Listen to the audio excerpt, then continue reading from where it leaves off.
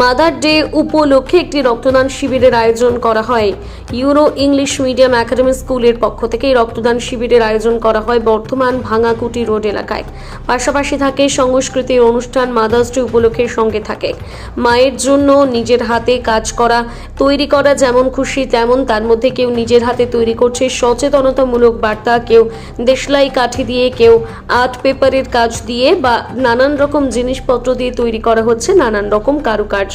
এই স্কুল বর্ধমান শহরের বিভিন্ন ব্রাঞ্চ রয়েছে। সারা বছর নানা রকম কাজকর্ম তারা করে থাকেন। পড়াশোনার সাথে সাথে ঠিক তেমনই আজ এই কর্মসূচি নেওয়া হলো মাদার্স ডে উপলক্ষে।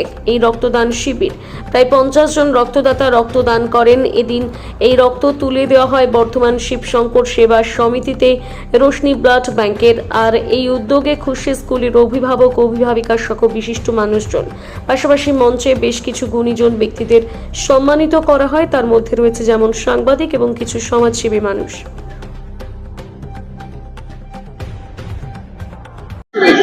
আজকে আমরা মাদার্স ডে উপলক্ষে এখানে একটা ব্লাড ডোনেশন ক্যাম্প অ্যারেঞ্জ করেছি, যেখানে আমাদের স্কুলের প্যারেন্টসরা আছেন এবং বাইরেরও বেশ কিছু আমাদের যারা হিতাকাঙ্ক্ষী তারা আমাদের সঙ্গে যোগদান করেছেন এবং এখানে ব্লাড দিচ্ছেন। এখানে ব্লাড ডোনেশনের সাথে মাদার্স ডে উপলক্ষে আমাদের বাচ্চারা কিছু পারফর্ম করেছে, আমাদের টিচাররাও কিছু পারফর্ম করেছে, গার্জিয়ানরা তো আছেনই, তার সঙ্গে একটা ক্রাফট কম্পিটিশন হচ্ছে, মারা তাতে পার্টিসিপেট করেছে এবং সেটা এখনো চলছে। তো আমাদের আজকে মেন যেটা উদ্দেশ্য ছিল ব্লাড ডোনেশনটা এই দিন এই কারণেই অ্যারেঞ্জ করা, যাতে মারা যেমন জীবন দান করে তেমনি আমরা ব্লাডের মাধ্যমে জীবন দান করতে চাইছি। তো একটা পাউচ ব্লাড থেকে 3টে জীবন বাঁচাতে পারি। তো সেই উদ্যোগে আমরা আজকে এগিয়ে এসেছি, যেহেতু গরমের সময় রক্ত আমরা কম পাই, তো যার জন্য এই টাইমটা একটু সিলেক্ট করা যে ব্লাড ব্যাংকগুলো যাতে আমাদের কাছ থেকে একটু রক্ত পায়। আর তাছাড়াও ধরুন এখন তো ব্লাড লাগছেই, বিভিন্ন দিকে বিভিন্ন রকমের সমস্যা চলছে, তো সবকিছু চিন্তা ভাবনা করে এটা অনেক দিনেরই একটা ইচ্ছা ছিল।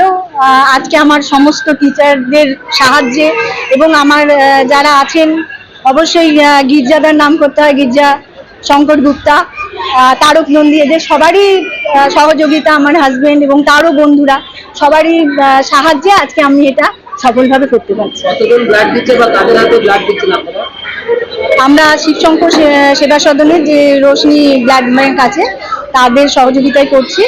এখনো অবধি আমাদের এখানে 25 জন মতন ডোনার উপস্থিত আছেন। আমাদের লক্ষ্য আছে 50 জন, আশা করছি আমাদের 50 জন হয়ে যাবে।